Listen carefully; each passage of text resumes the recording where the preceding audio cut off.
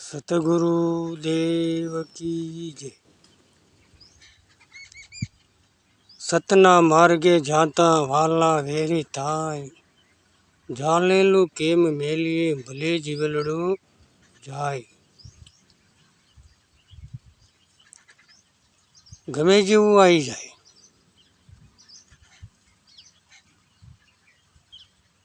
માલિક છે ને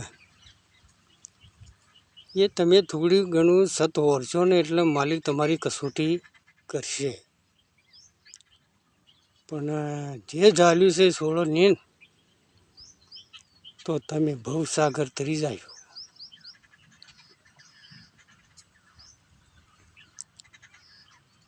કોઈ બી ગુરુ મહારાજના ચરણે જા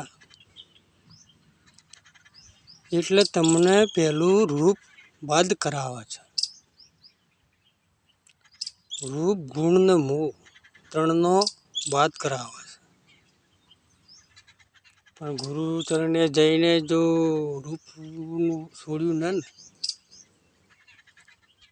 એ ભક્તિ તમારી હોરેલી કોઈ કોમમાં આવવાની નથી।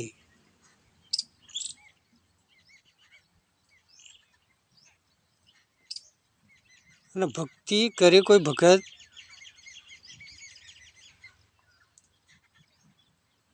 થઈ જતાય નથી। ભક્તિના ઘણા જુદા જુદા પ્રકારો હોય છે। મારા જેવા ગુરુ ચરણે જાય એટલે કે હું ભગત થઈ ગયો, એમ નથી। ભક્તિ વર્યા પછી ઘણું ગાવું પડે। આપણા ઓગણે કોઈ બી આવે એની સેવા જે બને તે પૂરેપૂરી કરવી પડશે। નકર ભક્તિમાં કોઈ મેળ આવ્યો છે નહીં, અને એનું નામ જ ભક્તિ। આ તો મારા જેવા ભક્તિઓ હરે ઘેર તો કોઈ આવે નહીં કે બાર બાર મોટા થઈ થઈને ફરે, પણ એમાં મેળ આવશે નહીં।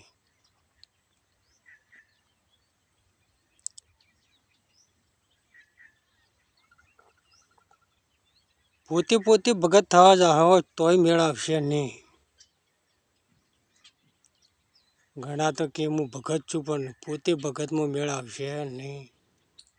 જગત છે ને એ દર્પણ છે, અને જગત ભગત કે એનું નામ ભગત।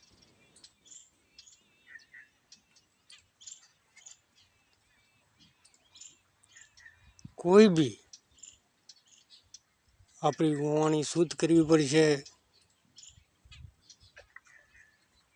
બધી રીતે પણ જોઈ વિચારી શબ્દ કાઢવો પડશે।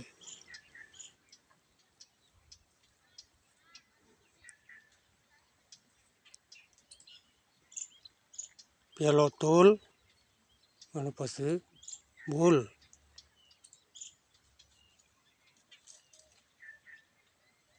કોઈ બી ભક્તિ વર્યા પછી, અને હાલ તો ઘણું એવું છે ભક્તોમાં, એક ઘરના હોય તોય કાપતો હોય તો પછી સમજ્યા હું? તમારો જે મોયનો અભિમાન કાઢવાનો છે એ તો તમે કાઢ્યો નથી। મોય ને મોય હના ડખારા ઊભા થાય, અને થોય ને તો એ અસલ સમજણો જેને ગળે ઉતર્યું હોય તો ફટ દઈને ભેગું કરી કાઢે, કોઈને ખબર ના પડે। એનું નામ સમજણ।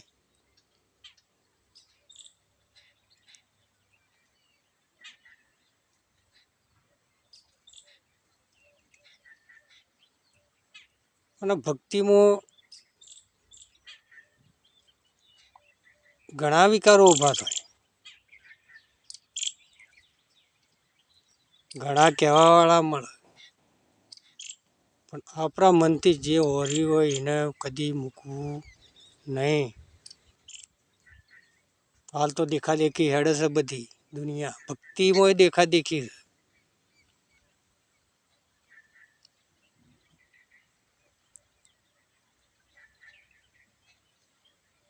બધી રીતે જો સાચવીને હેડશો ને તો ભક્તિ થશે। કોઈ બી દારૂ રહ્યો તો આપણો હોમ મળ્યો, આપણે પહેલથી જય ગુરુ મહારાજ કર્યા તો એ હોમો જય ગુરુ મહારાજ કરે, આપણો કોઈ બગાડતો નહીં. હા, આપણે જે આપણે એને સમજાવવાની વાત સમજણથી કરવાની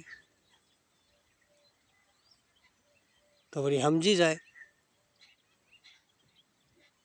અને સમજેલાને હવ સમજાવે, પણ બગડેલાને સમજાવવા ને એનું નામ સમજે. આ તો ઘણા કહે છે કે એવા દારૂડિયા પણ બેહાય નહીં, એટલે પણ કેમ ના બેહાય?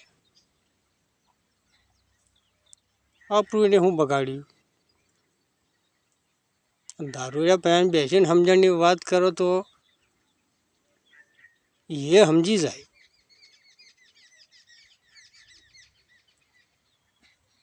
એટલે ભક્તિ કરવી, કહેવત છે કે ભજન ગાય છે, 18 વર્ણની ગાય દોરાવો, એક મટકીમાં ભરણા, મથી મથીને તમે માખણ ખાજો ને વર્તન ઉજણા રખણા. આ તો એક વાળામાં હખણા નહીં રહેતા, તો બધા 18 વર્ણમાં તો હણા હખણા. એ આપણી સમજણ કહેવાય નહીં. આ તો સબમાં ભળીને રહેવાનું છે, તો જ ભક્તિ કરી કહેવો, નકર કરી કહો નહીં. દ્રષ્ટિ પહેલું હું નજરે પડે? રૂપ નજરે પડે આપણામાં ગુણ જાગૃત થાય, અને પછી મોહ જાગૃત થાય. એટલે ગુરુ મહારાજ આ ત્રણનો પહેલો નાશ કરાવું, રૂપ ગુણ ને મોહનો. અને રૂપ ગુણનો ત્યાગ થઈ ગયો ને એટલે તમે કોણ છો અને માલિક કોણ છે એની સમજણ તમને ફટક થઈ જાય. પણ આ જ્યારજો હશે તારજો મેળવશે નહીં.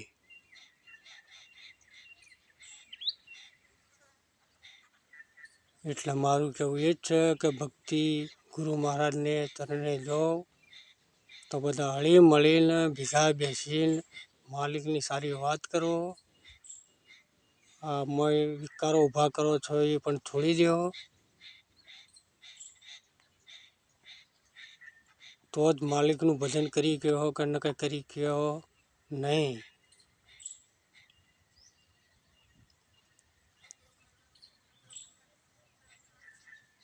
બોલો સતગુરુ દેવ કી જય.